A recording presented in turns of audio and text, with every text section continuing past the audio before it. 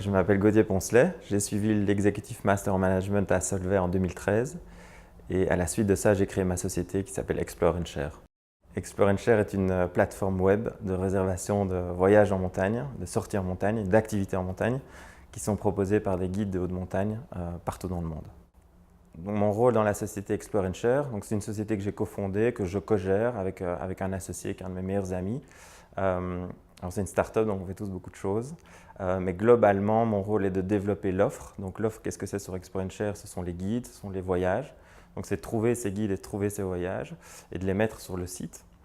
D'une part, c'est ça. Et d'autre part, c'est la demande. Donc c'est d'aller promouvoir ou de communiquer par rapport à ces voyages qui sont proposés à travers le site.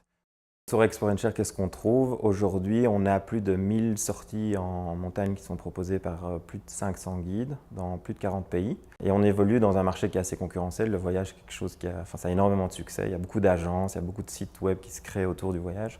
Alors comment est-ce qu'on se différencie? Un, c'est par l'aspect quand même assez niche qu'on a décidé de développer, c'est la montagne. Deux, c'est l'aspect mondial. Donc sur notre site, ce n'est pas uniquement des randonnées en France, mais si vous voulez aller faire un trekking au Japon, vous trouverez des guides japonais chez nous. Si vous voulez aller faire du ski en Patagonie, vous pourrez trouver des guides. Et alors, je dirais le troisième élément, c'est on donne la possibilité à travers le site à un amateur ou un passionné de montagne de rentrer en contact direct avec le guide qu'il va prendre. Là où traditionnellement, vous contactez une agence, vous êtes au téléphone avec une personne dont c'est le métier de répondre à des questions, mais ce n'est pas la personne qui va partir avec vous en montagne. Explore & Share est né lors d'une randonnée au Népal avec Stamy qui est maintenant mon associé. Et en marchant au Népal, on cherchait à sortir un peu des sentiers battus. On s'est rendu compte qu'on prenait beaucoup de temps à organiser nos voyages et qu'on ne savait pas toujours bien à qui on devait parler. Et donc là est née l'idée d'Explore & Share qui était à la base créer une communauté de passionnés et de les aider à pouvoir bénéficier des expériences des autres partout dans le monde. Et puis est venu l'EMM et dans le cadre de l'EMM, il y a eu deux choses. Une chose, c'est à travers les cours, j'ai pu structurer cette idée et de la rendre, de passer d'une idée passion, d'un petit projet passion entre amis, à un business model, à vraiment une idée à vendre, et à valoriser sur le marché, à développer. Et à travers les cours, donc à travers les 4 modules, j'ai pu aller pêcher dans chacun des cours vraiment les outils que j'avais besoin pour développer cette idée. Ça, c'est une chose. Et l'autre chose, c'est que dans le cadre de l'EMM, on a dû développer un business plan. Et pendant 6 mois, il y a 2 étudiants avec moi qui ont travaillé sur le business plan. Et donc ça a été une opportunité fantastique parce que j'ai construit ce business plan avec 2 personnes qui avaient été à la même formation que moi. Et donc avec ça, on a pu vraiment structurer tous les aspects nécessaires pour développer une société. Donc que ce soit les aspects marketing, quels sont les besoins de nos clients, comment est-ce qu'on va leur vendre, à combien, quelle est la taille du marché, donc c'est les aspects marketing, les aspects financiers, comment est-ce qu'on va valoriser cette idée qu'on a et qu'on a commencé à développer pour aller chercher des capitaux, les ressources humaines, quelles sont les ressources clés qu'on a besoin pour développer ce business, comment est-ce qu'on va s'organiser avec ce challenge de la distance, et 4, la stratégie, c'était un peu le point de départ, c'était quel est le business model, comment est-ce qu'on va gagner de l'argent, comment est-ce qu'on va se développer dans le futur. Donc l'EMM a été l'élément déclencheur, je dirais, c'est ce qui nous a donné le kick pour développer la société. Ce que je retiens de l'EMM, c'était un moment assez important dans ma vie parce que l'EMM, j'ai décidé de faire l'EMM parce que j'étais dans une société depuis 7 ans. Une société que j'ai très fort appréciée, qui m'a très bien formé. Et après 7 ans, j'avais un besoin de changement, mais j'avais du mal à l'exécuter, ce changement. Pourquoi? Parce que je travaillais dans une grosse société, mais dans une petite équipe. On était tous loyaux. Et donc, j'avais du mal à passer un peu à la suite. Et donc, j'ai utilisé l'EMM. J'ai utilisé l'EMM pour m'aider à gérer un peu ce changement, rencontrer des gens qui sont dans la même situation que moi, donc des gens qui sont dans des sociétés et qui cherchent à évoluer, à changer. Ça m'a permis de me reformer sur certains aspects, et puis ça m'a permis surtout aussi de développer mon idée que j'avais. Et donc ce que je retiens de l'EMM aujourd'hui, c'est finalement ce qui m'a permis de gérer cette transition entre le monde de l'entreprise où j'étais un employé au monde de l'entrepreneuriat.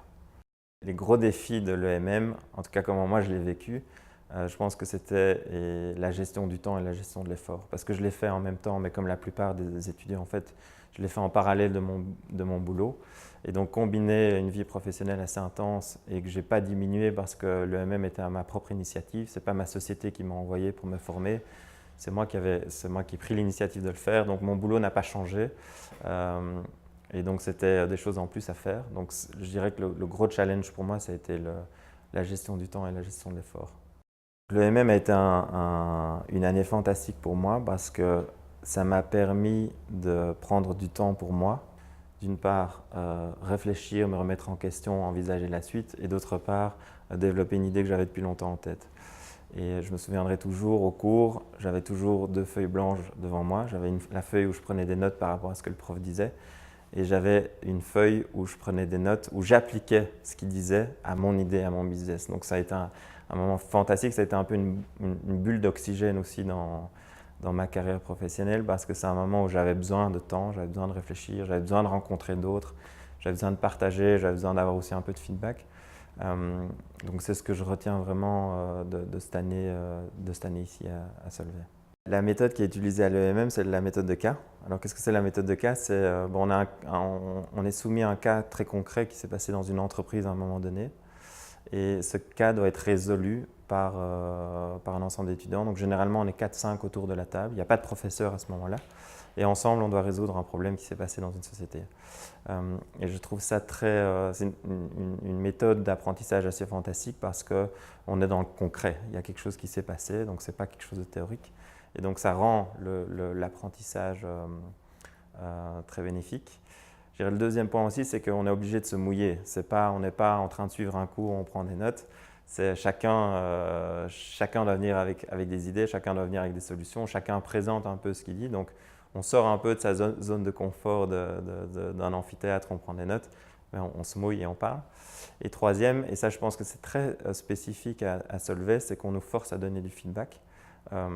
Et donc de dire à la fin de chaque cas, chaque personne doit parler sur chaque personne en disant « Tiens, j'ai bien aimé quand tu as dit ça » ou « J'aime bien ton intervention là. Là, par contre, je pense que ça aurait pu être différent. » Et donc, ce fait de donner du feedback est très bénéfique parce que ça vous permet d'apprendre beaucoup plus vite. Les 3 points forts de l'EMM, je dirais le premier, c'est l'équilibre entre les 4 modules. Donc, le module stratégique, le module finance, le module leadership et le module marketing. Donc, je dirais que cette complémentarité était très bénéfique pour moi. La deuxième chose, c'est la qualité de l'organisation et la qualité du programme. On est très très bien encadré, les personnes qui viennent vous donner cours sont des personnes qui sont dans le monde professionnel, donc c'est très très concret. On fait des études de cas, donc c'est pas du tout que de la théorie, il y a toujours une introduction théorique et puis très vite on passe dans le concret. Le troisième point fort de la formation à l'EMM, c'est la possibilité de faire ça en parallèle de son boulot, de sa vie professionnelle. Et ce que j'ai trouvé fantastique parce que moi, ça m'a dynamisé énormément. Et là où j'étais 100% dans une activité, je suis passé de 80 à 20%. J'ai pu aller puiser dans ma vie professionnelle de ce que j'apprenais à l'EMM, surtout dans le dynamisme. Une personne qui souhaite suivre l'EMM, je lui dirais 3 choses. La première, c'est une opportunité fantastique pour envisager un changement dans sa carrière, que ce soit dans la même société ou dans une autre. C'est un moment où vous avez du temps pour vous. C'est un moment où vous avez la possibilité d'échanger finalement vos préoccupations, vos questions avec d'autres personnes qui sont dans le même cas que vous. Donc ça, je dirais que c'est le premier point. Le deuxième point, c'est sur la matière. Il y a 4 modules, c'est une formation très complète, donc vous voyez énormément de choses. Et je pense que c'est une formation qui est encore plus bénéfique pour des gens qui n'ont pas de formation économique, donc des juristes ou des ingénieurs. Même si moi, qui avais un background économique, ça a été un rappel fantastique, surtout à travers l'étude de cas, donc sur des choses très concrètes.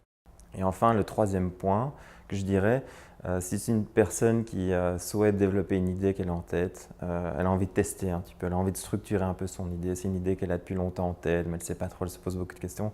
Je pense que c'est une occasion fantastique d'aller un pas plus loin et de tester un peu l'exécution, je dirais la validité de cette idée pour potentiellement par la suite en créer un business.